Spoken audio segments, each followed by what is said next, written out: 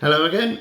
Today we're going to tie this grayling fly. This is a little hothead jig fly.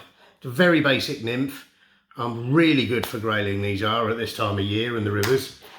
It's one I fish a lot actually. So obviously they fish upside down, which is the nature of a jig hook because of the way the eye keels down and the way you put the bead there. All the weight is essentially on the bottom, which flips the hook so it fishes hook point up.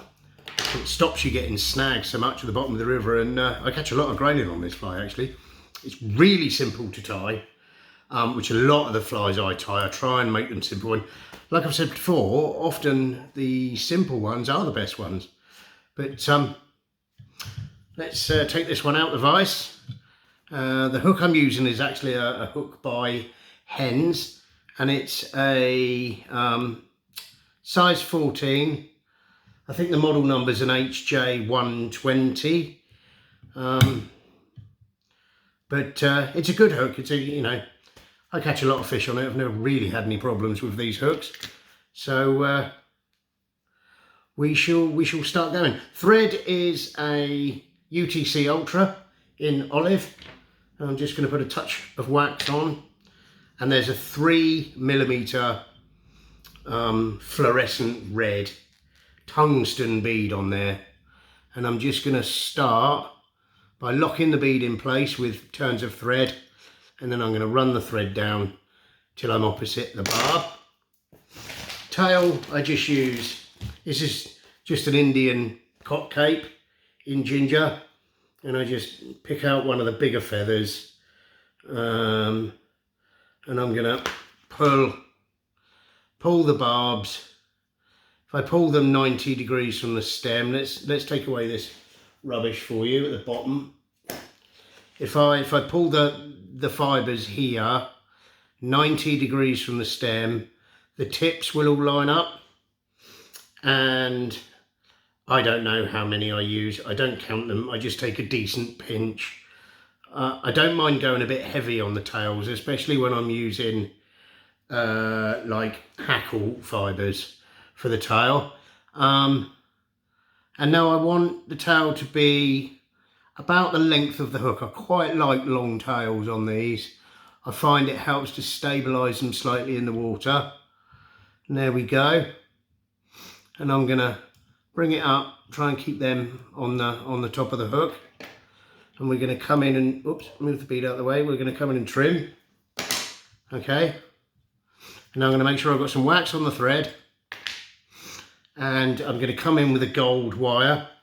This is just a medium-sized gold wire. I actually think I got this wire from Hobbycraft. It's just, I don't know what they use it for, beading wire or something, but it's just a gold wire. We're going to catch it. Whoops, we're going to catch it. Again, I'm going to try and keep it on the top side of that hook, which will actually be the bottom side when it's being fished. Come down to the tail, and then come back up with the thread, and then I come down halfway and then back up again, and that will create a lovely taper for me in the body. Come around with the wire, 4 or 5 turns. There's 1, 2, 3, 4. Just get the 5th one in there. 90-degree bend into the wire. Whoops, out of the way. Catch it, fold it back. We're just going to wiggle, wiggle, wiggle, wiggle, and it will snap off. Make sure I've got some wax on the thread. Tidy this up. And now I'm going to come in with, this is olive dubbing. This is like an SLF dubbing. It's nice and flashy. And we're going to come in with this. Just dub it onto my thread. Slide it up. Take the first turn, tighten it up. And I'm going to work my way back towards the body, and then I'm going to work my way back up towards the head. I'm just going to put a little bit more in here. Ideally, you want a slotted bead for these jig hooks, but I don't have any slotted beads of this colour, of this size, so I'm using a countersunk. It's fine, it works. I've never had a problem with it, but you've just got to make sure you fill that gap. And when you've filled it, there we go, that's fine. You can take away the excess dubbing, come around, sweep it all back, and then take some varnish. Again, Rimmel, 60 seconds, in clear. Varnish the thread. Come in with your whip finish. 1, 2, 3, 4 is plenty. Pull it tight. Trim. Now I'm just gonna, whoops, I'm gonna move that in the vise there. I'm just gonna have a quick look at my fly. Now I'm happy with that. It's got legs going everywhere. You see, I mean, you can come in with a toothbrush or your dubbing brush and just, you know, brush a bits out. Any particularly long ones, get rid of.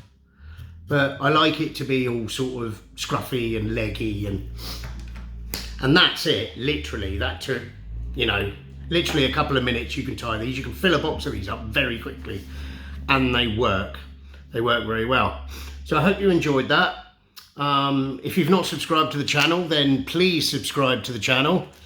And thank you for watching again. Please like, and I will see you on the next one. Thank you.